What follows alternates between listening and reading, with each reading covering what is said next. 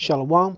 Welcome back. First and foremost, I want to give all glory, praises, and honors to Yahweh, Ba'ashem Yahweh Shai. I want to give double honors to the apostles and elders of Great Millstone, and salutations to your Oculus pushing this word in sincerity and truth. Back with another spiritual headline. And this has been in the news lately. A lot of reports on that Tulsa massacre, Black Wall Street being destroyed, which the Israelites been bringing out for the longest time, with other instances of districts, so-called successful Israelites being destroyed. All right, Rosewood. You have the Highway Act that broke up a lot of so-called black communities that had businesses. They ran the highways through those towns. But I want to get into this article because our people are still simple and really do not get it, man. They really do not understand that you are in the land of your enemy, and this man, all right, this Edomite is not for your turn. Now, this is from France 24, a publication overseas, right? So there's an agenda. Why all of a sudden right now are you pushing this? All right, this event has been happening. So right now is all these major publications making a big deal out of it. So you got to ask yourself when you see certain things from Esau, it's all part of an agenda. But anyway, let's get into the article. 100 years after Tulsa race massacre, black residents await Biden and reparations. You ain't getting it, man. Biden ain't giving you jack. But let's keep going. In Tulsa, the city that still bears the scars of a 1921 racial massacre, African American residents are eagerly awaiting the arrival of President Joe Biden on Tuesday, hoping he will hear their call for financial reparations. So you gonna keep on wishing and hoping, man. All right, our people gotta understand that this man, these people are the devil, and you're not going to get justice out of these people. All right, and to still be in America and expecting something great from these people is still it's a head scratcher to me, man. It is a head scratcher to me. It says, I just want him to feel our pain, said local activist Christy Williams, the Democratic leader who has benefited from a strong support base among black voters, will attend Tuesday's commemorations of the 100th anniversary of the Tulsa Race Massacre, one of the worst episodes of racial violence in U.S. history. Oh, come on, man. We had child slavery. All right. And we still ain't got so-called reparations for that. So if you think you're going to get it for this, hey, I wouldn't hold my breath. It says Williams, who was descended from some of the massacre victims, wants Biden to do us right. It has been 100 years and we have been impacted negatively from housing, economic development. Our land has been taken, she told. And that doesn't happen to everybody here. All the Israelites in this land. All right, it has happened to all the Israelites in this land. But for you simple ass Negroes to still be waiting, marching, and begging Esau Edom for reparations and to make things just, you got to be out of your damn mind. So let's go into the scriptures. All right, let's get into the scriptures. Let's make this straight to the point. Proverbs 25:19 says, confidence in an unfaithful man in time of trouble is like a broken tooth and a foot out of joint. Right, nothing but pain, man. This man don't give a damn about you. All right, he's not thinking about you. He wants you to take that jab, shut the hell up, and get ready for this new world order, this great reset. All right, let's go back. It says, this country right now has an opportunity to right this wrong.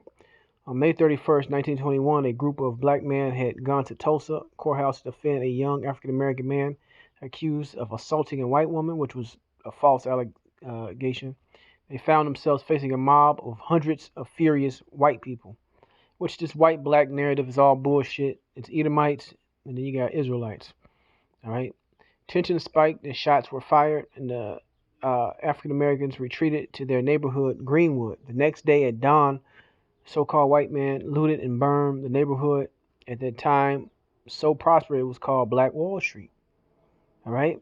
Its economic losses, the human toll is difficult to estimate, but historians say that as many as 300 African American residents lost their lives and nearly 10,000 people were left homeless. In 2001, a commission created to study the tragedy concluded that Tulsa authorities themselves had armed some of the white rioters. And this is nothing new, man. This is nothing new. They want to keep their foot on our necks, man.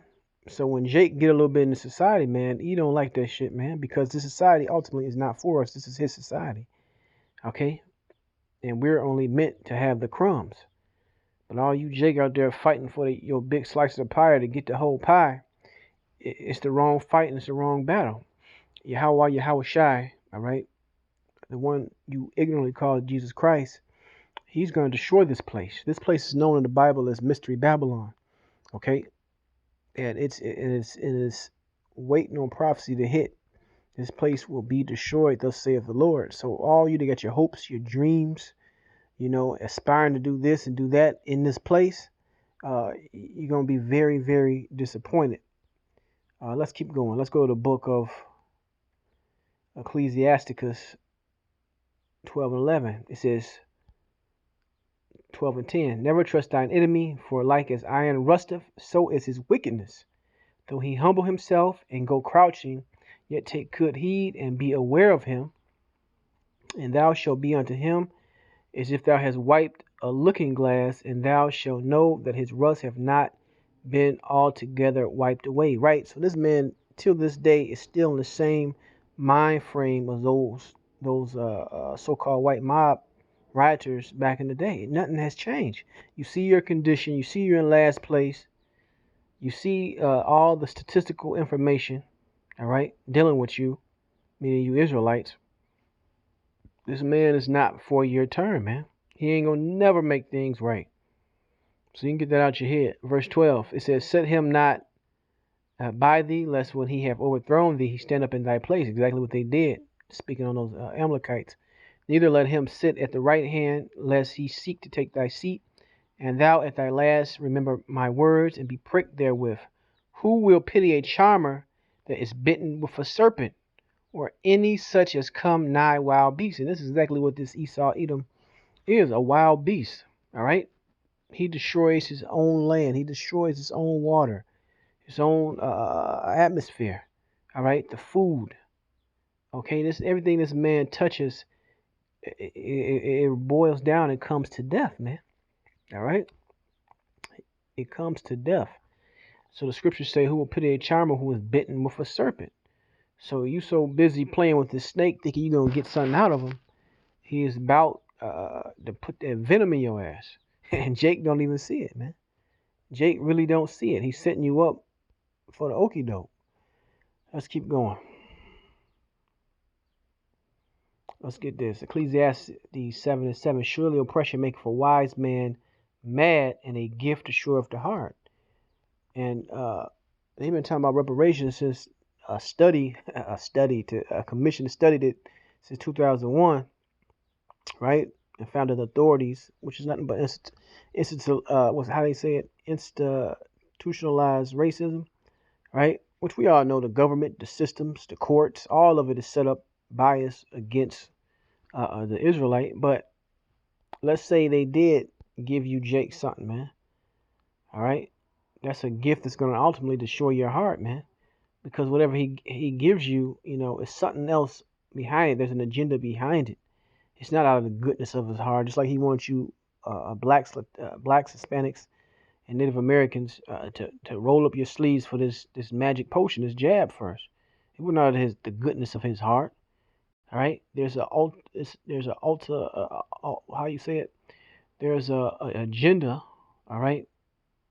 I can't think of the other word I was trying to say. Ulterior motive. That's what I was thinking of. There's an ulterior motive for them placing you guys first. All right. When you've been placed last in every other category, you gotta think, man. You gotta think. So let's go back.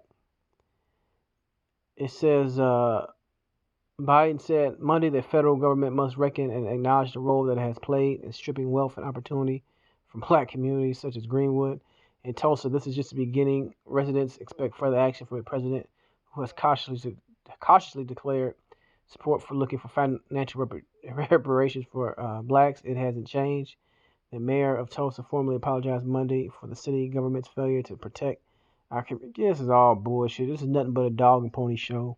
It's nothing but rhetoric, empty words, right? They not finna cut nobody no check, and that's just me speculating. I don't see it. If they do cut a check, it's gonna be attachments to it, right? Which is gonna lead to that universal basic income, and then eventually it's gonna lead to that what's spoken about that mark in Revelation. But let's see what else I got.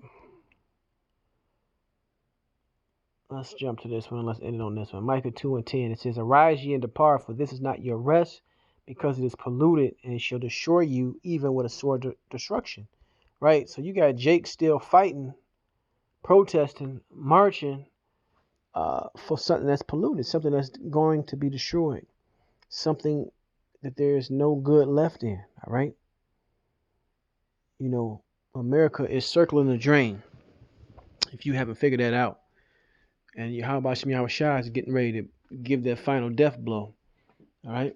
So it's time for you Jakes, man, out there to come to your senses. All right. For the ones that got ears to hear. But that's the point. I don't want to ramble on. I want to give all glory, praise, and honor to Yahweh Shem Shai, and Shalom the next time.